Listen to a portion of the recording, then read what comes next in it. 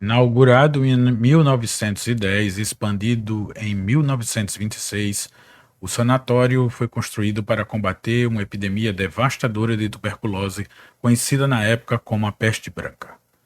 A tuberculose realmente foi um desafio para muitas sociedades do mundo nessa época.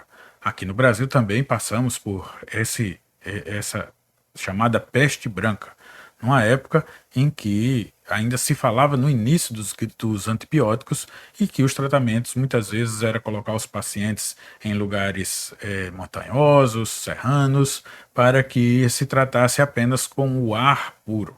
Outros tratamentos eram considerados como brutais, como a helioterapia, uma exposição direta ao sol, mesmo em invernos altamente rigorosos.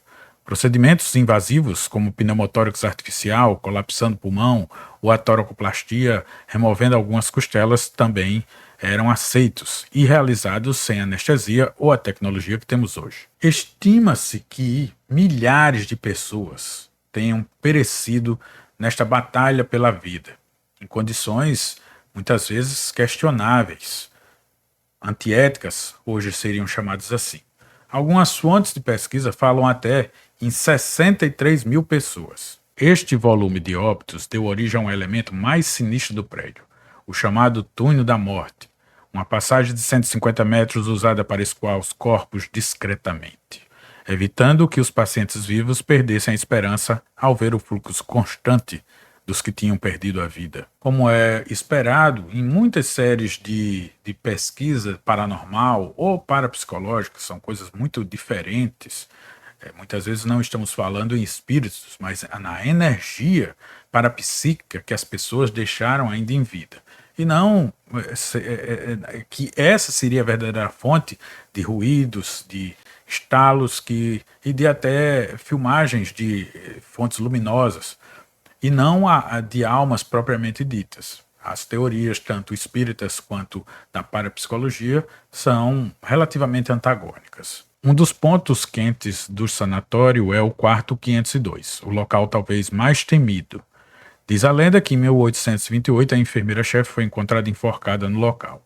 Em 1932, outra enfermeira também teria perdido a vida saltando da janela. Relatos modernos incluem vozes desincorporadas, mandando que os pesquisadores saíssem dali. Sensações de angústia inexplicável também é notada por pessoas que se aventuram naquele local. O garoto Timmy. Alguns desses investigadores paranormais levam até mesmo bolachas e outros lanches para o solário no telhado. Ali existem muitos relatos de bolas que se movem sozinhas, como se uma criança invisível estivesse brincando. Do ponto de vista da psicologia, isso pode ser interpretado como um mecanismo de projeção, mas as evidências físicas do movimento sem correntes de ar são intrigantes. Quando estamos trazendo para vocês esses dados, estamos tentando procurar de fontes mais confiáveis. Existem inúmeras séries e especialistas hoje que dá para a gente trazer aqui para vocês e que tem todo esse cuidado de evitar causas, vamos dizer assim, naturais, até mesmo de influência de certos tipos de energia do local. E a energia que eu estou falando é energia elétrica, ou passagens de ar, ou coisas do tipo que poderiam explicar as manifestações como uma forma mais natural. Há também em Waverly Hills o que se chama de vultos negros com formas de pessoas, e eles são constantemente observados pelos visitantes. Esses vultos negros, com características antropomórficas, ou seja, uma cabeça, dois braços, duas pernas, eles são hoje registrados em muitos vídeos pelas redes sociais. Menos pop do que vídeos de ufologia, esses vídeos também estão submetidos a análise da possibilidade de serem fake, né? E isso a gente precisa sempre considerar.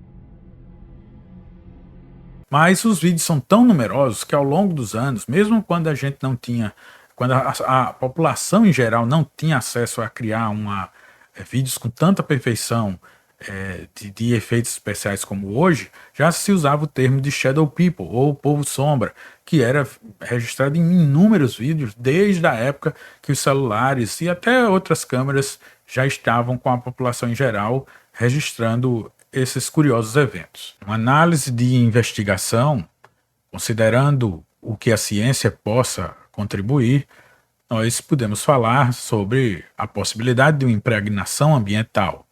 Lugares de sofrimento extremo poderiam reter uma espécie de memória energética, não necessariamente o espírito da pessoa, mas o eco de um evento traumático.